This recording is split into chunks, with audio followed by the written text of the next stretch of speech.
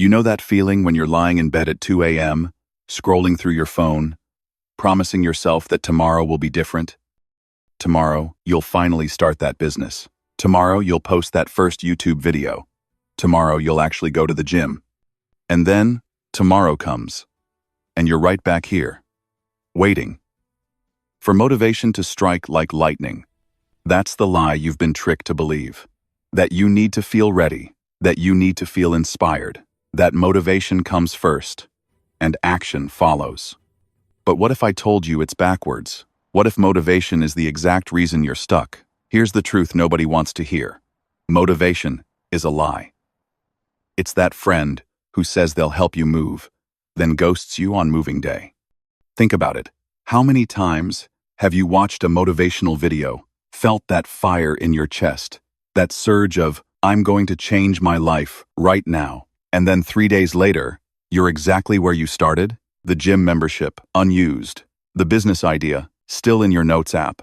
The YouTube channel, still at 0 subscribers. You didn't fail because you're lazy. You failed because you were relying on motivation. And motivation? Motivation is fleeting. It's an emotion, and emotions are unreliable. Let me paint a picture. Sarah wants to start a YouTube channel about cooking. She watches 47 videos about how to film, edit, and grow an audience. She buys a ring light. She writes down 30 video ideas. She feels so motivated. Week 1, she films nothing. I'll do it when I feel more inspired.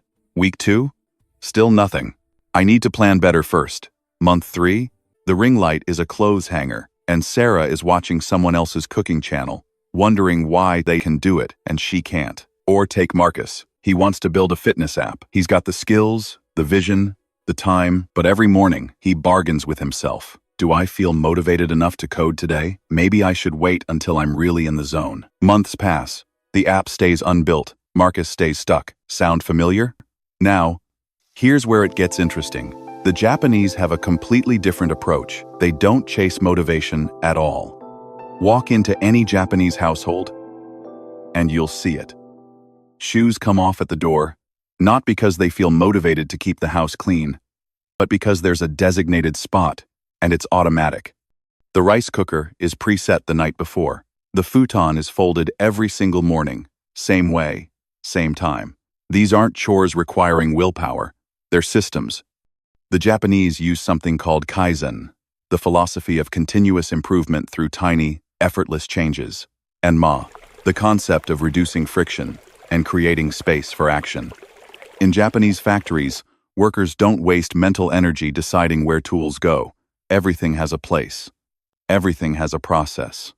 There's a shadow outline on the wall showing exactly where the wrench hangs. You don't think, you just reach, and it's there. This is what they understand that we don't. Daily actions shouldn't require decisions. Decisions drain you. Decisions need motivation. They ask a different question, not, how do I get motivated, but, how do I make it so automatic that motivation doesn't matter? Think about it like this. You brush your teeth every day, right? Do you wake up and think, man, I need to watch a motivational video about dental hygiene? No. Your toothbrush is by the sink. The toothpaste is right there. You just do it. It's automatic.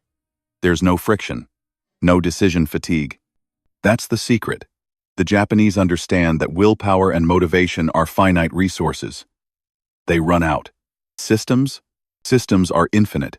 Systems don't need you to feel good. They just need you to show up. So how do you build these systems?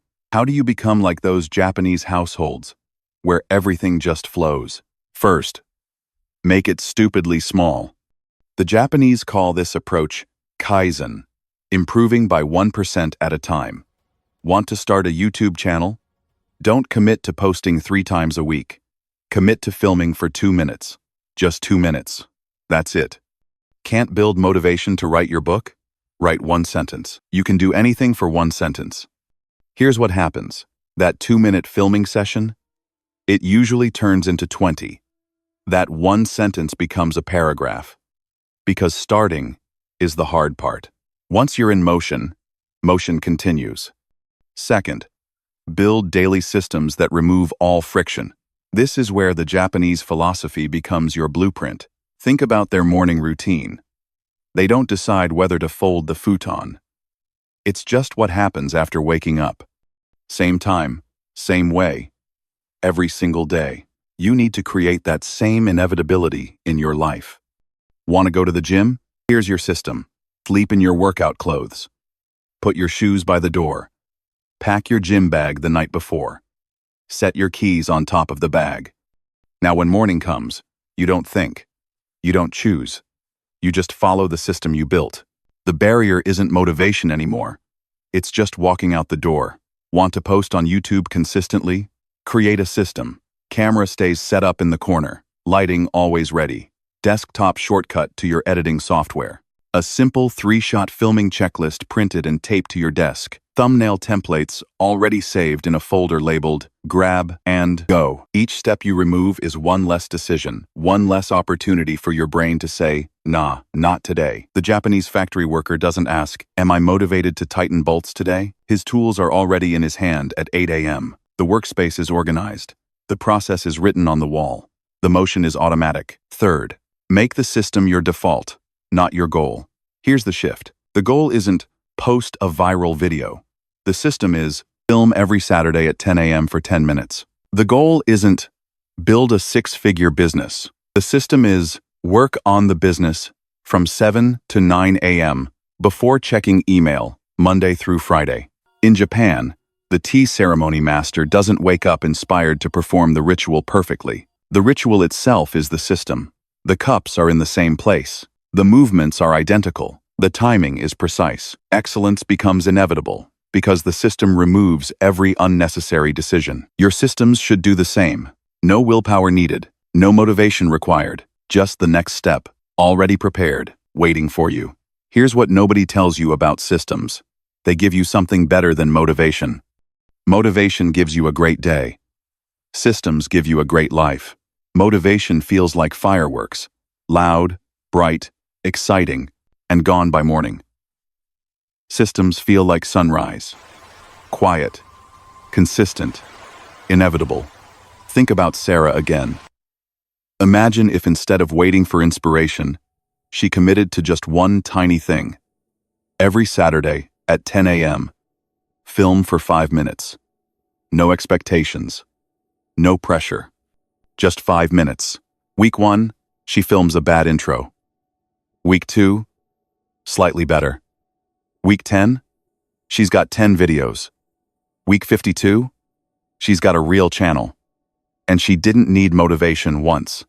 She just needed Saturday at 10 a.m. Marcus? Imagine he codes for 15 minutes every morning before checking his phone. Just 15 minutes. No motivation required. No inspiration needed. Just 15 minutes. In 6 months, his app exists. Not because he felt like it, because the system didn't care how he felt. So here's your challenge. Stop trying to get motivated. Seriously. Stop watching motivational videos. Stop it. Get some help. Yes, I see the irony. Stop waiting for inspiration to strike. Instead, ask yourself, what's the smallest step? What friction can I remove? What's my default behavior? how can I make the default behavior what I actually want to do? Because the people you admire, the ones building businesses, creating content, achieving goals, they're not more motivated than you. I promise. They just stopped relying on motivation. They built systems instead. Now go build yours. If this changed how you think about productivity, hit that subscribe button. Next week, I'm breaking down 3 more Japanese concepts that will transform how you work. See you then.